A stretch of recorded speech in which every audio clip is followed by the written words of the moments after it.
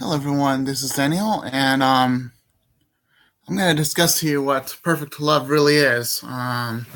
So, if you don't know who I am, this is Daniel Mayo. So, yeah, perfect love is caring for the weak, caring for the weak who have nothing, weak spirited, and basically not loving the sinner completely, but caring for the sinner and hoping that they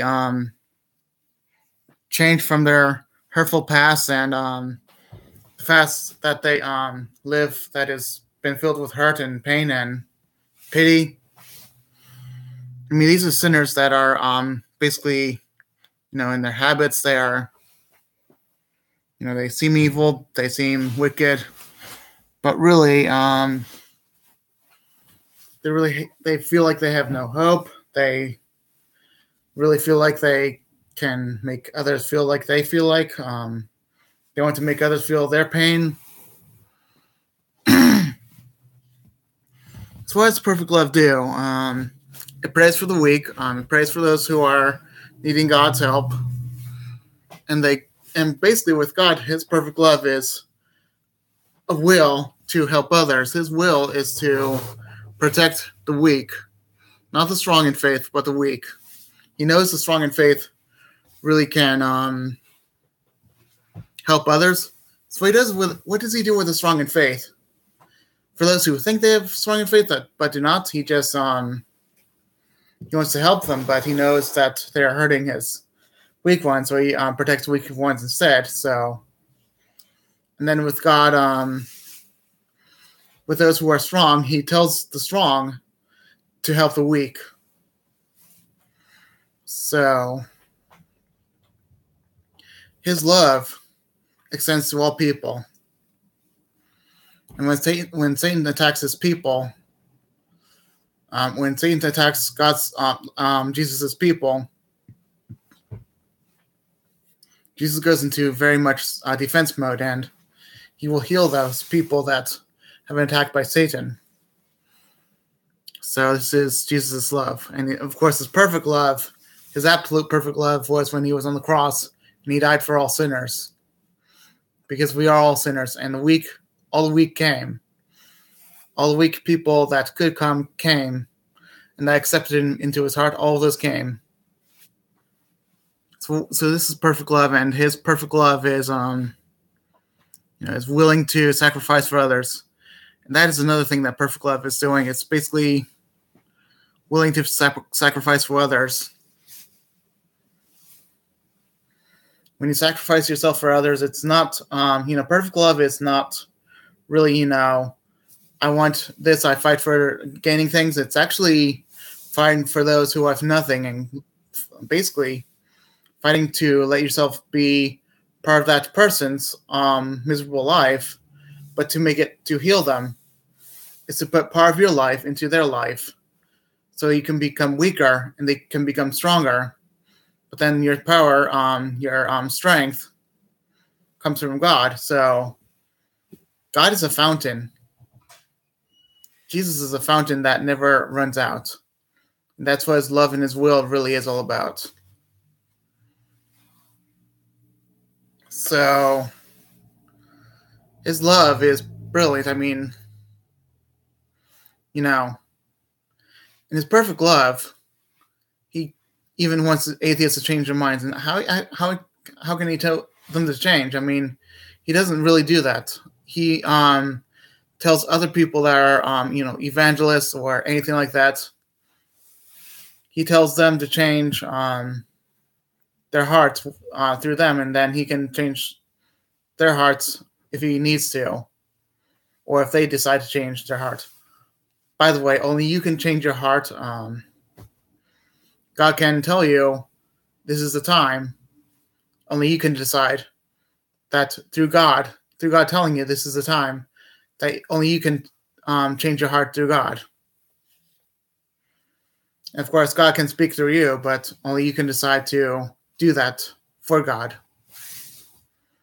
So let me give you a hint on how you can tell, how an atheist can tell that, this world is created by God. I mean, so basically, how can an atheist tell that there is a God?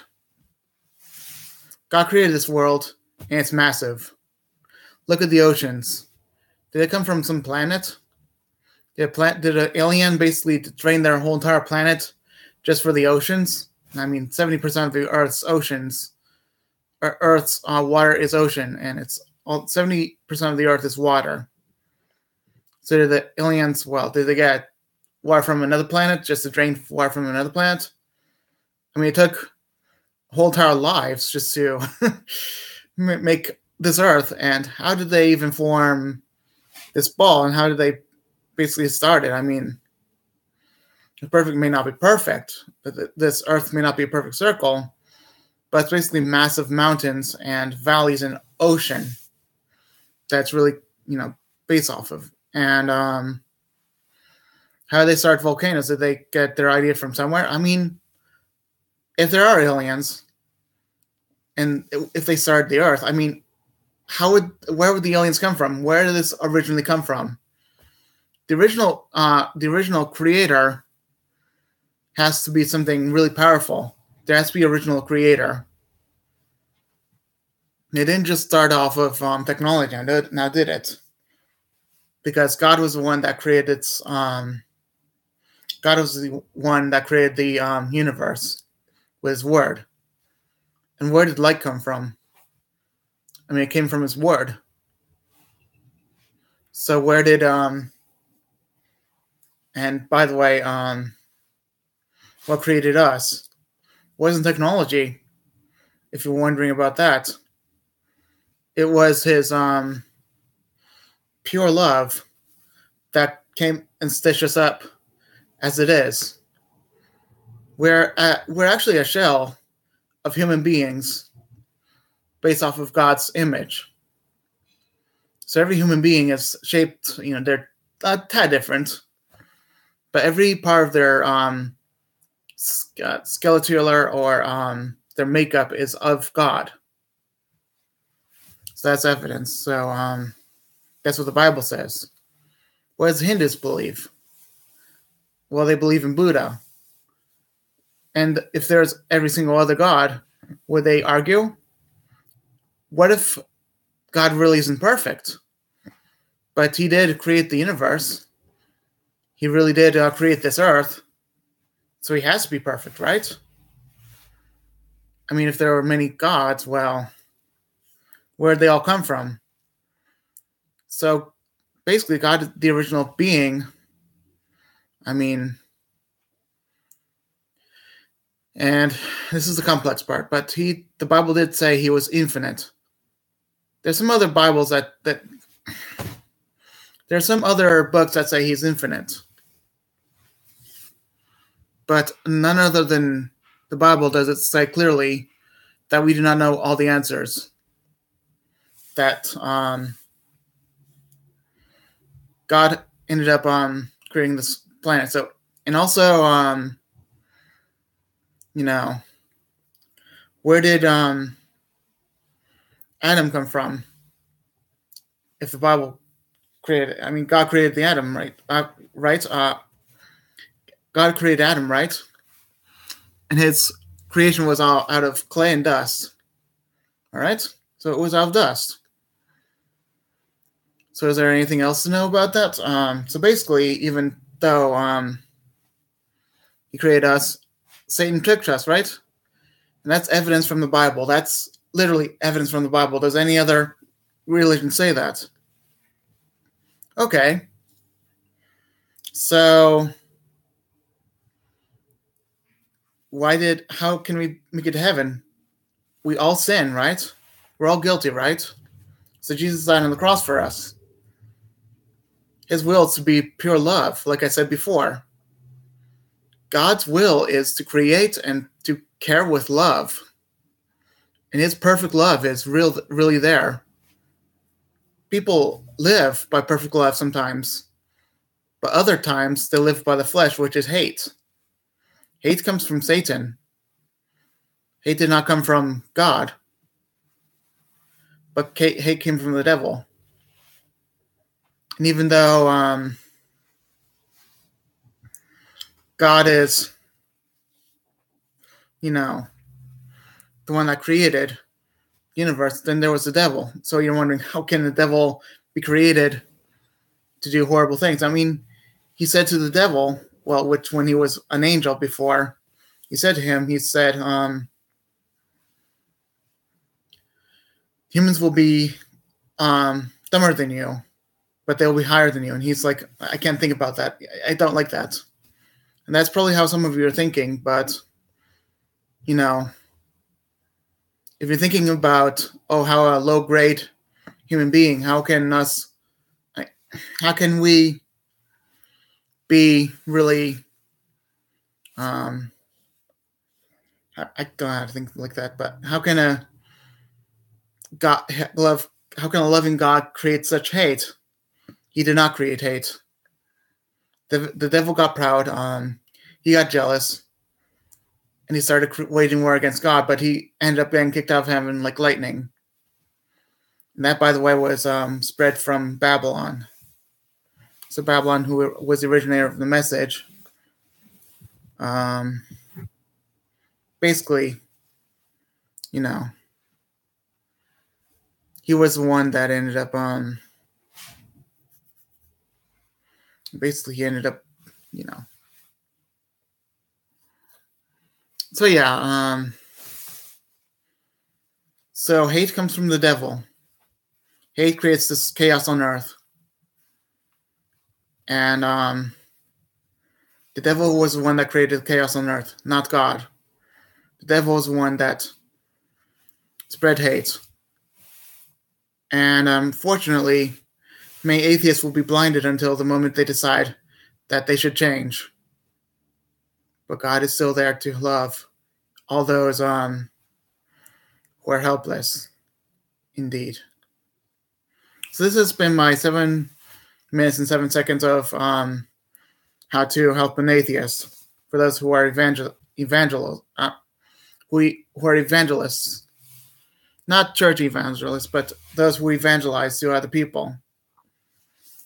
Now let's get back to perfect love, because I kind of got off track there, but that was just basically for the hardest group of people. That's how you should preach to. God's love is brilliant. God's love is pure. God's love is just the highest thing you can ever imagine. It helps the helpless. He decreases while we increase. He decreases in all his ways, but except being perfect. And he is an endless fountain, so he can never increase. But when you have a fountain of infinite water, it never can really decrease. It just stays the same, even though it's spilling out onto us as we increase. But we can also decrease as they increase. So imagine a water fountain that is purely perfect. It's spilling over, and we spill over, and then we spill onto then you spill over into them, and they spill over onto the other person. It's how a tree forms and grows. So basically, perfect love is pure love. It is, like I said, love for the weak. Those who are weaker than you, please fill their cup up. And these cups can move in directions. Like it's like, I don't know. Basically, with the biggest fountain comes the little ones. That it's like an endless row of fountains that are growing by God. And fountain, it's never ending. And when the process is done, water just goes down into the natural stream, and it fills itself up completely full. And the longer you're in heaven, the more you appreciate. This is love. It's pure love. In heaven, it's going to be paradise. First, it's going to be joy, but then it's going to be love. Like perfect love. Pure peace that you can never imagine. It's an undescribable peace that is just so great and beautiful. The beauty of heaven is going to be so great. It comes from perfect love. And there's another type of love, which is a kissing type of relationship where girls have relationship with guys and guys have relationship with girls, and they start kissing and then starting getting married, and hearts like a shape of a heart and with an arrow through it.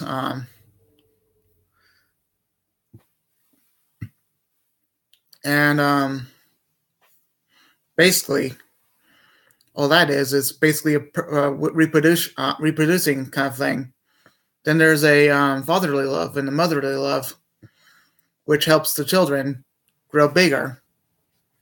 Then there's another type of love, which is loving your neighbor. I think the final type of love is loving for success, loving yourself for success. I mean, you know, you have to accept that this perfect love is agape love. This is perfect love, guys. And without perfect love, we're nothing. Without Jesus, we're nothing. And God created us with perfect love just so we could actually one day be with him. He created us really from really it was really not hard, but it was time-taking for him to create his children and everyone else. It was really time-taking, and he knew what was going on. He knew what was next, but he ended up putting that aside until he actually ended up realizing it at that moment. He knows what's going to happen, but when he feels it, it's like it's sudden, and it's like he never even knew how bad it was going to be. He knew how to write it. He knew how to write it. He knew how to write the story, but being in it, that's probably a writer's problem. Is when they write the story, they think, oh, that's going to be easy for that character to do, but once you're in that story, you'll realize how tough that story you created. You'll realize how tough it is for you to be in it. Especially fantasy stories with dragons and sea creatures and sea monsters and trolls. Just being in it that kind of story is really hard to survive. And when God created us in his story, it was hard for him to emotionally live through because certain things would make him cry fountain of tears. I know it's personal to God, but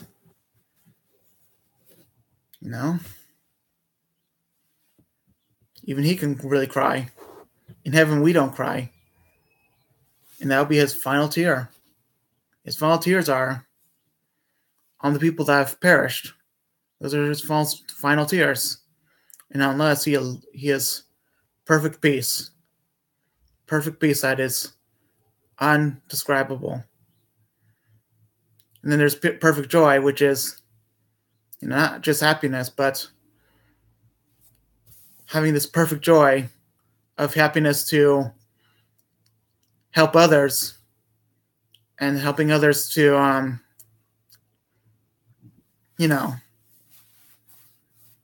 helping others believe and helping others to be on the right path and helping others with perfect love.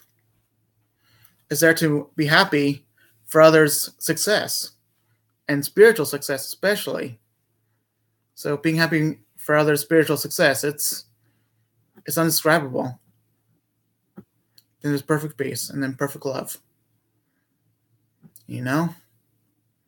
Love will never go away. It'll always be there, that perfect love. And the law will always be there too. But until the end, it'll be, you know, always there until we don't need it anymore.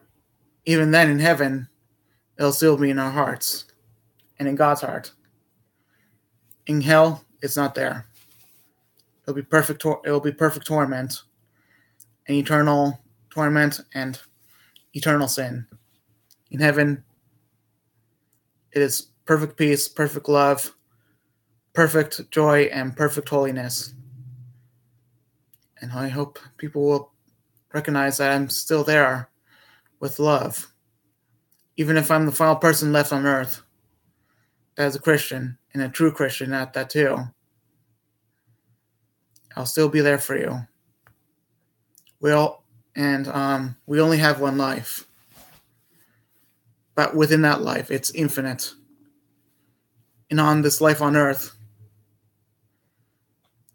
it depends on what your life is going to be like in the future. How our actions decide our life, and how we're going to live our life in the end.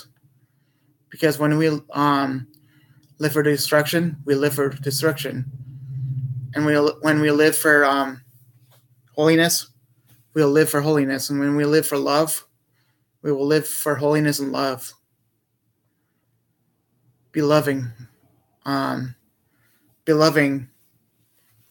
brethren. Be loving. Give that perfect love to others, even though they don't want it. Because when they don't want it, you can always leave them, and then they can decide on themselves. Because we have to plant that seed in the ground and water it just once. And God will do the growing. I'll be done now, okay? Bye.